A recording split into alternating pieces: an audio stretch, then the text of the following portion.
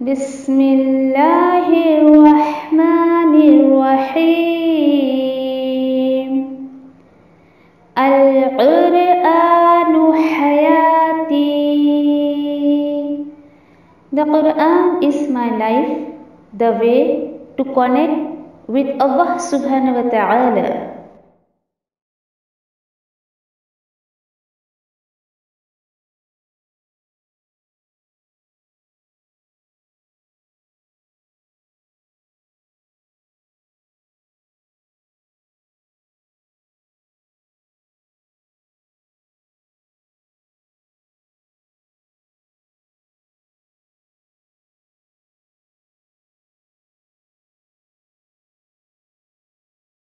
السلام علیکم ورحمۃ اللہ وبرکاتہ.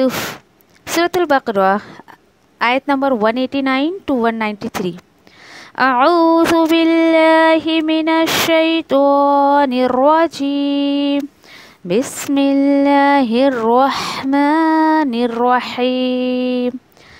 یسألونک عن الأہلة قل هي مواقیت للناس والحج وليس البر بأن تأتوا البيوت من ظهورها ولكن البر من اتقى وأتوا البيوت من أبوابها واتقوا الله لعلكم تفلحون.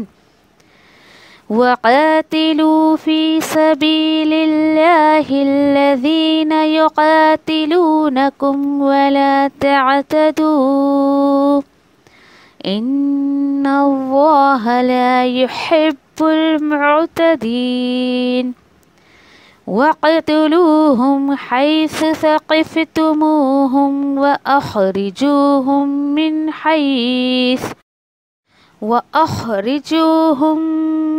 حيث أخرجوكم والفتنة أشد من القتل ولا تقاتلوهم عند المسجد الحرام حتى يقاتلوكم فيه فإن قاتلوكم فاقتلوهم كذلك جزاء الكافرين.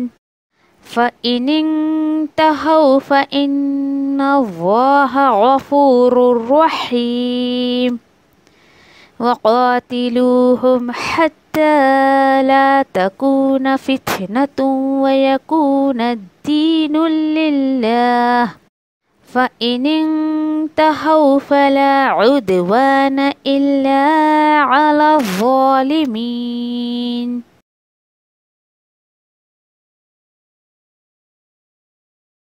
بسم اللہ الرحمن الرحیم. سورۃ البقرہ آیت نمبر 189 to 193.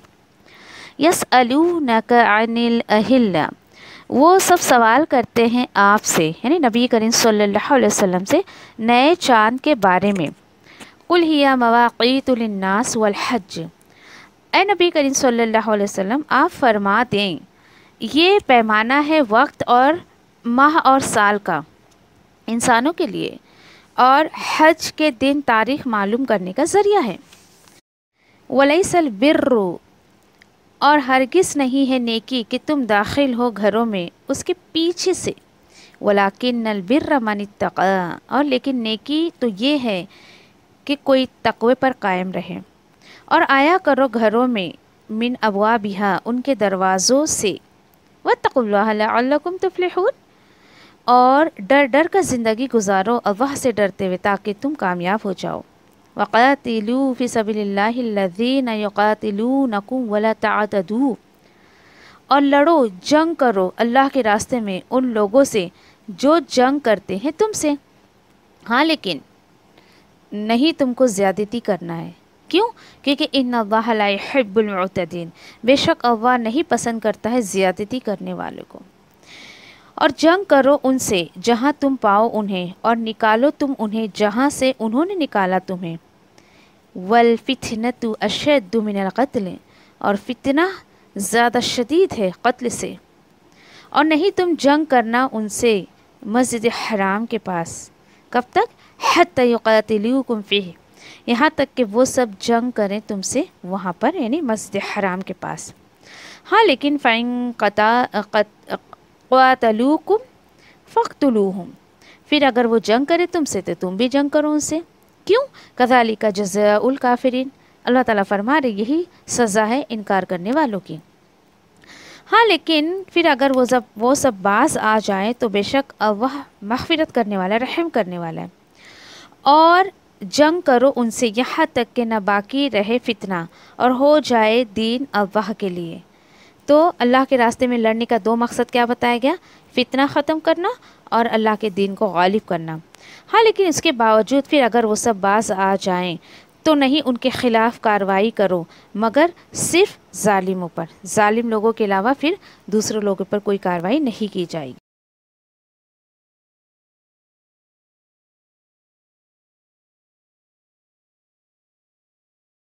یسألونکا، ایسے کچھ 9 سے 12 آیتیں ہیں پورے قرآن میں، اور ہم کو سورہ بقرہ میں 7 سے 8 تو سورہ بقرہ میں مل جائے گی. اب یہ کیا ہوتا تھا؟ وہ سب سوال کرتے ہیں آپ سے کس کے بارے میں؟ نئے چاند کے بارے میں. دیکھو سوال کون کرتا ہے اور کیوں کرتا ہے بتائیے. اور یہ کس کے بارے میں بات ہو رہی ہے؟ صحابہ کے بارے میں. کہ کیا ہوتا ہے نا، جب ایمان اندر آتا ہے نا، صحیح دین جب انسان کے اندر آتا ہے نا تو اس کو اپنی فکر لگ جاتی ہے کہ میں صحیح کر رہا ہوں یا غلط کر رہا ہوں. تو صحابہ کو اپنے اعمال کی بہت زیادہ فکر لگ گئی تھی. تو وہ نہیں چاہتے تھے کہ مطلب ہم سے کچھ ایسا غلط کام ہو جائے دین کے معاملے میں اور ہمارے اعمال سارے ویسٹ ہو جائے. تو ان کو فکر تھی، تو وہ لوگ نبی کریم صلی اللہ علیہ وسلم سے پوچھتے تھے. کیوں؟ کیونکہ اصل میں نا چاند کو لے کر، سورج کو لے کر بہت غلط کانسیپٹ لوگوں میں پھیلا ہوا تھا. ٹھیک ہے، تو چاند کے بارے میں وہ پوچھتے تھے. تو نبی کریم صلی اللہ علیہ وسلم کو اللہ تعالیٰ بول رہے ہیں کہ آپ کہہ دیجئے ہیا مواقیت، کہ وہ کیا ہے؟ دیکھو ہیا جو ہے فیمینن ہے، چاند، وہ جو ہے وہ چاند وہ وقت معلوم کرنے کا ذریعہ ہے انسانوں کے لیے، اور حج کا بھی وقت معلوم کرنے کا ذریعہ ہے. چاند میں آپ کو کچھ نشانی لگتی ہے اللہ کی طرف سے؟ ہاں کیا نشانی لگتی ہے چاند میں؟ بڑھتا اور گھٹتا ہے. کبھی غور کیا اس کی طرف؟ پورا چاند کیسا دکھتا ہے؟ وہ ایسا نہیں ہے کہ مطلب جو ہے 8 ہاں ٹھیک ہے. تو اللہ تعالیٰ بول رہے ہیں کہ دیکھو چاند جو ہے نا، کچھ لوگ چاند کو بھی پوچھتے ہیں نا، اللہ تعالیٰ بول رہے سوائے وقت معلوم کرنے کے سوا وہ تمہارے لیے کچھ تمہیں فائدہ نہیں دے گا. اور جو لوگ سمجھو دیکھو کہ جن کو ستاروں کے بارے میں بھی ایسے آئے گا، ستاروں کو لوگ پتہ نہیں کیا کیا کانسیپٹ میں لیتے ہیں، اس کی حقیقت اللہ نے بتائی ہے. 2 مقصد ستاروں کا، وہ انشاءاللہ پڑھیں گے اللہ کی کتاب میں، کہ اللہ نے ستاروں کو کیوں بنایا ہے اور لوگ کیا سوچتے ہیں اس کے بارے میں. پھر یہ بتایا جا رہا آگے کہ اور نہیں ہے. اب ہوتا کیا تھا کہ نا جب حج کا مہینہ آ گیا نا، تو یہ جو آیت ہے کہ کچھ لوگ جب حج کا ارادہ کر لیتے تھے، حج کا مہینہ پتہ چل گیا، ارادہ نہیں مس آج کیلنڈر ہے نا ہمارے پاس، تو حج کا منتھ ہم کو پتہ ہے، تو پہلے تھوڑی کیلنڈر تھا. تو حج کا مہینہ کب آ رہا ہے، وہ چاند کے اکارڈنگ تاریخ کم ہو رہی ہے زیادہ ہو رہی ہے، اس سے ان لوگوں کو پتہ چل جاتا تھا کہ یہ کون سا مہینہ چل رہا ہے. ایسا ہے نا. ذی الحجہ کا مہینہ جب آتا تھا تو اللہ تعالیٰ بول رہے وَلَيْسَ الْبِرُّ، اور نہیں ہے نیکی اس بات میں کہ تم آؤ گھروں میں اس کے پیچھے سے. آج بھی کچھ لوگوں میں یہ برائیاں ہیں. کیا ہوتا تھا پتہ ہے؟ جب ارادہ کرتے تھے نا حج کا، اور جب نکل جاتے تھے گھر سے، حج کے سفر پر نکلتے تھے، مشرکان مکہ کی ایک رسم انہوں نے بنائی تھی. انسان غور نہیں کرتا ہے کہ باقی یہ جو من گھڑت چیزیں ہم نے اپنے دین میں لائی ہے، اس کی شروعات کہاں سے ہوئی ہے، کہاں سے شروعات ہوئی ہے. آج جو شادیوں میں بھی اتنی جو برائیاں پھیلا رکھی ہے لوگوں نے، ایک ایک رسم و رواج جو کرتے ہیں، کبھی غور نہیں کرتے کہ شروعات کہاں سے اس کی ہوئی ہے، یہ وبا پھیلی کہاں سے ہے. وہ ہلدی کی رسمیں اور وہ دلہن کو کیا کرنا، وہ دلہے کو کیا کرنا، یہ وہ سب سوچا کرو، کبھی اور کیا کرو. ان سب چیزوں سے اللہ سے مطلب پناہ مانگا کرو اللہ کہ ان سب چیزوں سے دور کر دے مجھے. اور آپ کے بھی اگر گھر میں اطراف میں کہیں ہوتا ہے تو انوالو مت ہو. ہم کیوں اس عذاب میں جائیں. ابھی وہ گٹس آپ کے اندر نہیں آئے گا. ٹھیک ہے, الحمدللہ میں منع کر دیتی ہوں. سکے بھائی کی شادی بھی ہمارے ابو کی پلاننگ تھی, یہ کرنا ہے, ڈھول باجے تاشے گھوڑا بارات. میں نے کہا آپ کو جو کرنا ہے آپ کریے, لیکن میں بالکل شریک نہیں ہوں. اور نہیں ہوئی میں. اور میں نے پہلے اس لیے کہہ دیا تھا کہ آپ ناراض مت ہوئیے گا مجھ سے, میں شریک نہیں ہوں. ان کو پتہ ہے میرا مزاج, میں شریک نہیں ہوئی. سیدھا ہال میں چلی گئی تھی, لیکن ان کے ساتھ ناچتے گاتے بینڈ باجے کے ساتھ نہیں, گھوڑے پر. پھر دیکھیے کہ اتنی رسم و رواج اس قدر کہ اللہ کی پناہ کے سر میں درد ہو گیا بالکل. اور وہ رسم و رواج میں جو مطلب ہماری بہنوں کو جو پیسے سے ملے نا, یقین کریے ایک پیسہ میں نے ان سے, مجھے نہیں پتا یہ پیسہ میرے حق میں بہتر ہے یا نہیں, یا جائز ہے یا نہیں ہے میرے لیے. مجھے نہیں چاہیے, تمہیں جو کرنا ہے تم کرو اس پیسے کا. پتہ نہیں یہ جائے گا میرے پیٹ میں, پتہ نہیں کیا عمل دکھائے گا وہ, تو مجھے نہیں چاہیے. تو یہ جب اللہ کی کتاب سے پڑھ کر اتنا سمجھ کے بھی وہ اس میں انوالومنٹ ہمارا رہے گا تو کیا فائدہ. تو سوچا کرو. جیسے کہ ان کی ایک غلط رسم یہ تھی کہ جب وہ حج کا ارادہ کر لیتے تو ایک بار گھر سے نکل جاتے تھے نا, اور کوئی چیز اگر بھول گئے فرنٹ دروازے سے نہیں آتے تھے. کیا سوچتے تھے, یہ دہلیز اگر اس کو ہم نے پار کر لیا اب شگن ہو جائے گا. یہ سوچ تھی مشرکان مکہ کی. تو وہ لوگ آتے نہیں تھے. اللہ تعالیٰ بول رہے ہیں کہ نیکی اس میں نہیں ہے کہ تم گھروں کے پیچھے سے آتے ہو, پھر کھڑکیوں سے, پیچھے کے دروازوں سے, یعنی جو انٹری گیٹ ہے اس سے نہیں آتے تھے لوگ. پھر اللہ تعالیٰ بول رہے ہیں ہاں لیکن نیکی یہ ہے, اور لیکن نیکی کس میں ہے, من اتقی, جو ڈر گیا. تمہیں اس دروازے کا خوف ہے, تمہیں اللہ کا خوف نہیں ہے. اسی طریقے سے آج بھی کچھ لوگ ایسے کرتے ہیں, کتنا بھی بھول جائیں گے نا تو بھی گھر واپس نہیں جاتے. کوئی اچھا ایسا کچھ تھوڑی ہے کہ بھائی تم ایک بار گھر سے نکل گئے حج کے سفر کے لیے تو تمہیں بہت زیادہ ضرورت ہے کسی چیز کی تو واپس نہیں آ سکتے. نہیں, ایسا نہیں. تو ان لوگوں نے ایک رسمی طور پر کہ نہیں اب شگن ہو جائے گا, تو اللہ تعالیٰ ان کے اس خیال کو منفی بتا رہے ہیں کہ ایسی کوئی بات نہیں ہے. ہاں, تو اللہ تعالیٰ نے حکم دے دیا آؤ تمہارے گھروں میں اس کے دروازے سے آؤ. جب انٹری کر رہی ہیں تو انٹری گیٹ سے جاؤ نا. مطلب تم کیا یہ دیکھیے, اس سے انسان کس کو دھوکہ دے رہے ہیں. وہ کیا سوچ رہا ہے کہ اللہ تعالیٰ دیکھ نہیں رہے ہیں. ارے وہ تو اپنے آپ کو دھوکہ دے رہا ہے, وہ اپنے آپ کو تسلی دے رہا ہے. میں چلو فرنٹ گیٹ سے میں نہیں گیا, بس اب میرا تو کچھ غلط ہوئے گا نہیں. یہ اندھ وشواسی باتیں کہ کوئی سوچے کہ اگر میں ایسا کروں گی تو ایسا ہو جائے گا, ایسا کروں گی تو ایسا ہو جائے گا. نہیں, دین میں اس کی کوئی جگہ نہیں. اور ایسے سوچنے والے, اس شگن اپشگن لینے والے بھی جنت میں داخل نہیں ہوتے. آپ صلی اللہ علیہ وسلم نے کہا کہ اگر کرنے کے تو 3 کام ہیں, اس میں سے ایک مجھے تو یہ کہ جس نے تعویذ وغیرہ گنڈے وغیرہ نہیں لٹکائے اور جس نے شگن اپشگن نہیں لیا, تو اللہ تعالیٰ بولتے ہیں کہ میں ضمانت دیتا ہوں کہ اس کو جنت میں داخل کر دوں گا. اللہ تعالیٰ گارنٹی لے رہے اس میں.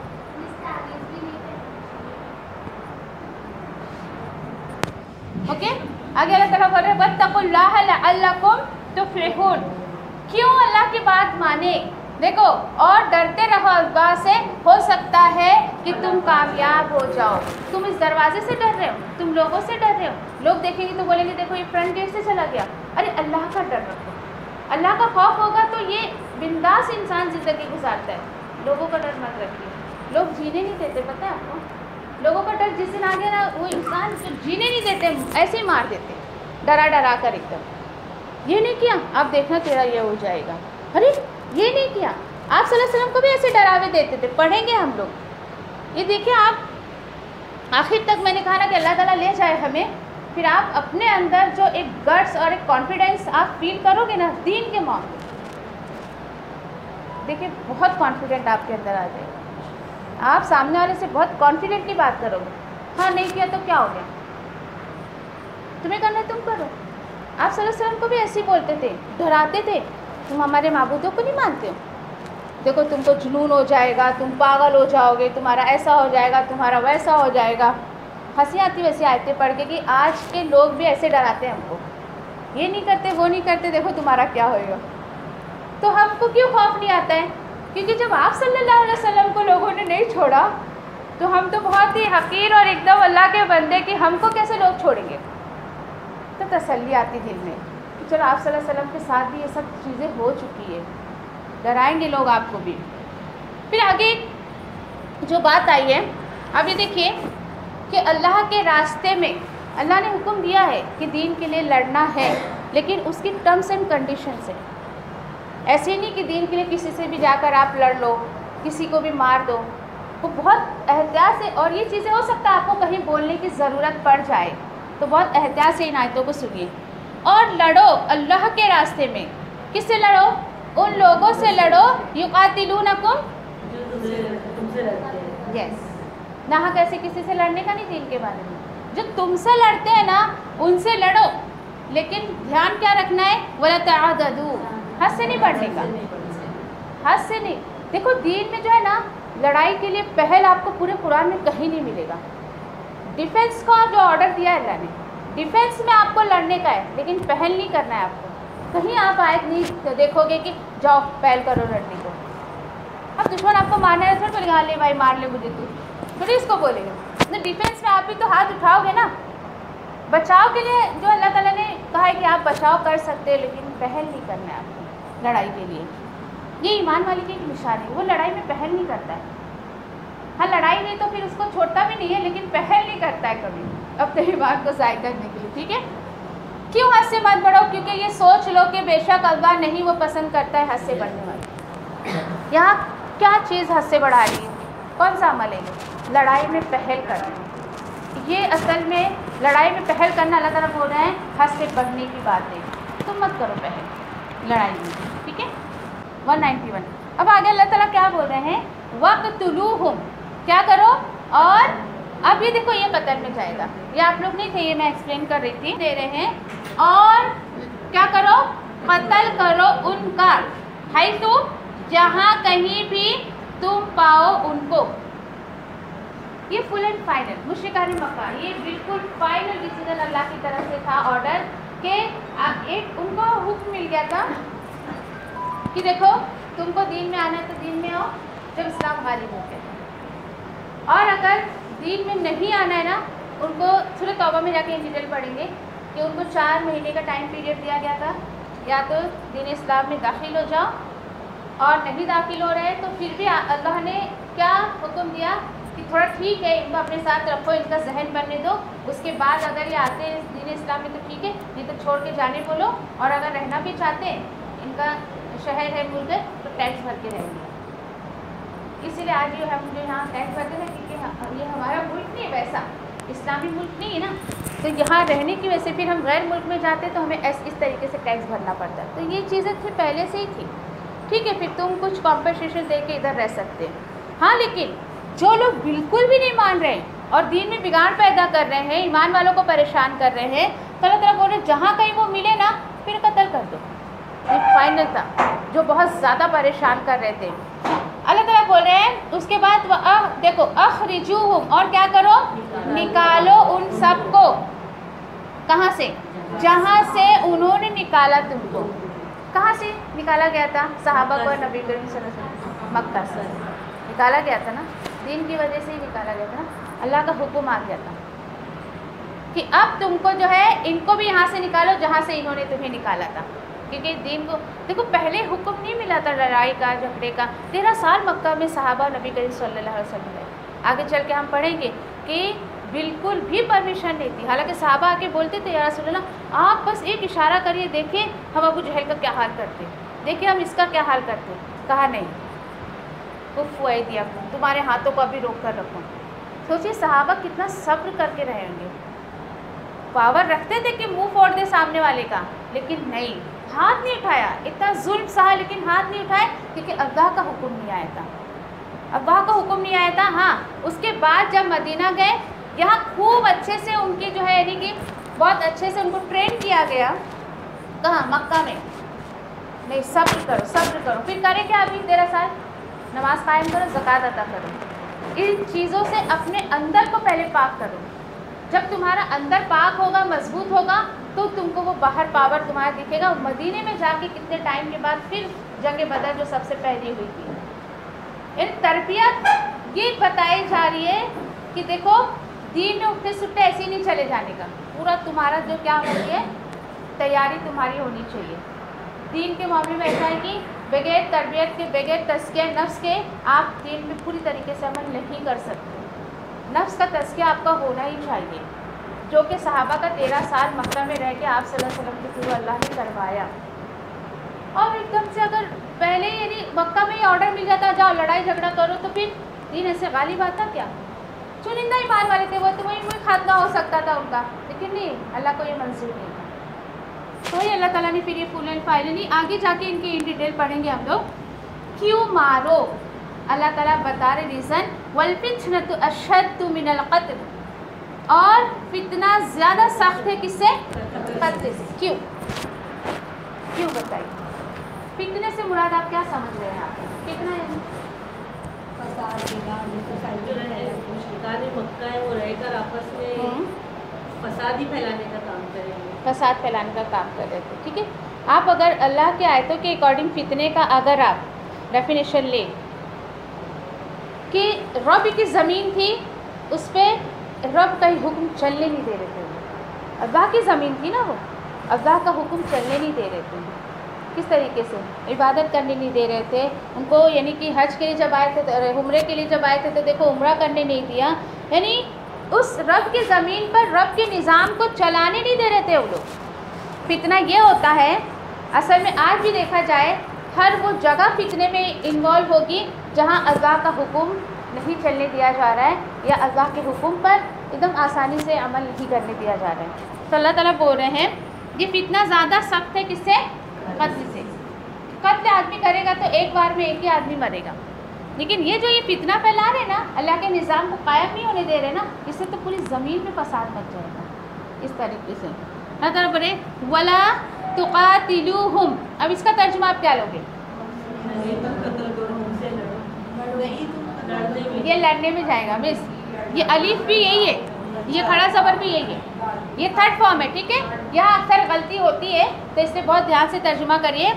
اور نہیں تم لڑو ان سے، کہاں پر؟ مسجد حرام کے پاس. دیکھیے سختی سے، ویسے تو وہاں پہ لڑائی جھگڑا قتل و غارت سب منع ہے، اسی لیے تو اس کو احترام کہا گیا نا، حرمت والا کہا گیا نا، کہ وہاں پر کچھ پابندیاں ہیں اسی لیے اس کو محترم گھر کہا گیا ہے. حرام بولے تو ہم پتہ نہیں کیا سوچنے لگتے ہیں. ہاں مطلب یہ دیکھیے کہ ہم کو تو آج تک حرام اور حلال کا مطلب ہی سمجھ نہیں آیا. دیکھیے حرام وہ چیز جس سے اللہ نے روکا ہے، حلال وہ چیز جس کو اللہ نے کرنے کا حکم دیا ہے. یہ ورڈ بڑے بھاری لگتے، بوجھ سے لگتے ہیں انسان کے دل پہ جب اس کو سمجھ نہیں آتا ہے. تو اللہ تعالیٰ بول رہے ہیں کہ مسجد حرام کے پاس ان سے لڑنا بالکل نہیں ہے تمہیں. ہاں لیکن وہ پہل کر رہے ہیں نا، کب تک نہیں لڑنے کا؟ یہاں تک کہ وہ سب لڑے تم سے، پھر وہ بات آ گئی اس میں. اگر وہ آ رہے ہیں نا مسجد حرام میں آپ سے لڑنے کو، تو ڈیفینس میں آپ کو بھی لڑنا ہے. یہ دیکھیے کہ اللہ تعالیٰ ایمان والے کو ضائع نہیں کرنا چاہتے. ایسے تھوڑی ابھی ان کو پتہ ہے کہ مسجد حرام میں لڑنا قتل و غارت منع ہے، چلو یہ تو سارے ایمان والے ادھر جمع آ کے سارے ختم کر دو. نہیں، اللہ تعالیٰ نے نہیں کہا. اللہ تعالیٰ نے برابری کا حساب رکھا ہے، جیسے کو تیسا ہے. اگر وہ آپ کو مار رہے ہیں تو ہی آپ مارو گے ان کو، اگر وہ آپ سے جنگ کر رہے ہیں تو ہی آپ کرو گے، لیکن ڈیفینس میں. اوکے، پھر اگر کیا کرے وہ سب لڑے تم سے، باز نہیں آ رہے نا، لڑ رہے مار دو. یہ ہے دیکھو فرسٹ اسٹیپ مارنے کا نہیں لیا ہے. دیکھو اتنا آؤٹ آف کانٹیکسٹ بات کرتے ہیں سمجھانے والے اس میں کہ دیکھو دین اسلام نے بولے جاؤ مار دو. نہیں، ایسی تھوڑی مار دو. اسٹیپس دیکھیے آپ کیا اللہ تعالیٰ دے رہے ہیں، کتنے اسٹیپ کے بعد یہاں پہ جو یہ حکم ملا ہے. کیوں مار دو؟ کذالک جزاء الکافرین، بس کافروں کا تو یہی بدلہ ہے. الحمدللہ آج ہمارے اطراف ڈس بلیور جو ہم کو اتنا پریشان نہیں کرتے. تو آپ بولو گے ارے آیت تو اور چلو مارو. نہیں، یس بہت انصاف کی بات اللہ نے کی ہے، لیکن اللہ کا شکر ہے ہمارے اطراف والے ہم کو اتنا پریشان نہیں کرتے. یہ مشرکان مکہ، کفار مکہ، ان سے تو بہت بہتر ہے جو ہمارے اطراف میں آ جائیں. تو سوچو ان کو تبلیغ کرنا بہت آسان ہے. یہ تو بڑے کٹر تھے جو مکہ کے کافر اور مشرک تھے، بہت سخت تھے کفر میں اور نفاق میں اور اس شرک میں. آگے بڑھیں گے انشاءاللہ ان کے بارے میں. اوکے ہاں، لیکن دیکھو فَإِنِ انْتَهَوْا، پھر اگر وہ سب باز آ جائیں. دیکھو کتنی خوبصورت بات ہے. میں نے کہا نا ایکسیپشن بہت رکھا ہے اللہ نے. یہ صفت کو محسوس تو کر کے دیکھیے اللہ کی. اگر وہ باز آ جائے نا، پھر بے شک اللہ غفور الرحیم ہے. कितनी अच्छी बात है। उनको अगर समझ में आ जाए कि हाँ पलट के उस अल्लाह की तरफ जाना है, और तौबा भी अगर वो कर ले तो अल्लाह ताला बोल रहे हैं लड़ाई झगड़े से, ईमान वालों को परेशान करने से वो बाज आ जाए तो बेशक अल्लाह गफूरुर रहीम है। फिर आ गई बात मकसद क़िताल, क्यों लड़ना है। ऐसे ही नहीं उठते सुट्टे जाके किसी से भी लड़ाई झगड़ा करना है कि हाई डिसबिलीवर है, नहीं। अल्लाह ताला बोल रहे हैं और लड़ो उनसे यहाँ तक कि नहीं बाकी रह जाए फितना। नंबर 1 मकसद व यकूना, और हो जाए ये दीन अल्लाह के लिए, जो दीन है वो अल्लाह के लिए पूरा का पूरा हो जाए। देखो दीन के लिए लड़ने के पीछे आपका सिर्फ 2 मकसद होना चाहिए। अल्लाह ने मकसद के बगैर कोई काम नहीं किया है। आप अगर लड़ रहे हो, क़िताल कर रहे हो, तो एक मकसद क्या होना चाहिए कि फितना बाकी ना रहे। फिर फितने की डेफिनेशन मैंने आपको क्या दी, अल्लाह के ज़मीन पर अल्लाह के कानून को नाफिज नहीं करने देना, उस पर अमल नहीं करने देना फितना है। हाँ, एक बार नाफिज हो गया, अमल करने दे रहे हैं, जब तक आपको उनसे लड़ना है। और दूसरा ये कि आपका मकसद क्या होना चाहिए लड़ने के पीछे, कि सिर्फ और सिर्फ अल्लाह के दीन को गालिब करो। दीन के रास्ते में आपको लड़ने का हुक्म मिला है, लेकिन मकसद आपका होना चाहिए कि ये नहीं कि मैं शहीद हो गई तो मेरा नाम हो जाए, नहीं, अल्लाह का दीन गालिब आ जाए। हाँ, लेकिन अल्लाह ताला बोल रहे फिर अगर बाज आ जाए फिर नहीं, तुम क्या करो, ज़्यादती करो, ज़्यादती करो, सिवाय जालिमों के। जो बिल्कुल नहीं मान रहे ना, तो उनको तो अल्लाह ने उज्जत दे दी है, पूरा एकदम खुली जो है वो परमिशन मिली है कि जो नहीं मान रहे उनको तो फिर मार लो, ठीक है, ताकि क्या हो कि समाज में बिगाड़ पैदा ना हो। अल्लाह मैं तेरी रहमत की उम्मीदवार हूँ, फिर मुझे एक लम्हे के लिए भी मेरे नफ्स के हवाले न कर और मेरे सब हालात संवार दे, क्योंकि तेरे सिवा कोई माबूद नहीं है। अल्लाह मैं तुझसे नफ़े बख्श इल्म, पाकीज़ा रिज़्क़ और कबूल होने वाले अमल का सवाल करती हूँ। ऐ अल्लाह मुझे फ़ायदा दे उसके साथ जो तूने मुझे सिखाया है, और मुझे सिखा जो मेरे लिए फ़ायदेमंद हो, और मेरे इल्म में इज़ाफ़ा फरमा दे, आमीन। ऐ अल्लाह मेरे गुनाहों को बख्श दे, मेरे घर में वुसअत फरमा और मेरे रिज़्क़ में बरकत अता फरमा। अल्लाह मुझ पर मेरे बुढ़ापे के करीब और मेरे उम्र के ख़ात्मे तक अपना रिज़्क़ कुशादा कर रखना। अल्लाह मेरी किफ़ायत को अपने हलाल के साथ अपने हराम से बचा, और मुझे अपने फ़ज़ल से अपने सिवा हर किसी से बेनियाज कर दे, आमीन या रब्बी। अल्लाह जो रिज़्क़ तूने मुझे अता किया है उसमें मुझे क़नाअत और बरकत अता फरमा, और मुझे हर गायब होने वाली चीज़ का बदला भलाई के साथ अता फरमा, आमीन या रब्बल आलमीन। ऐ अल्लाह कोई काम आसान नहीं मगर जिसे तू आसान कर दे, और जब तू चाहता है मुश्किल को आसान कर देता है। तो अल्लाह इन दुआओं के साथ मैं तुझसे दुआ करती हूँ कि तेरी किताब को समझना हम पर आसान कर दे, तेरी किताब को समझकर उस पर अमल करना हमारे लिए आसान कर दे, इंशाअल्लाह, आमीन या रब्बल आलमीन।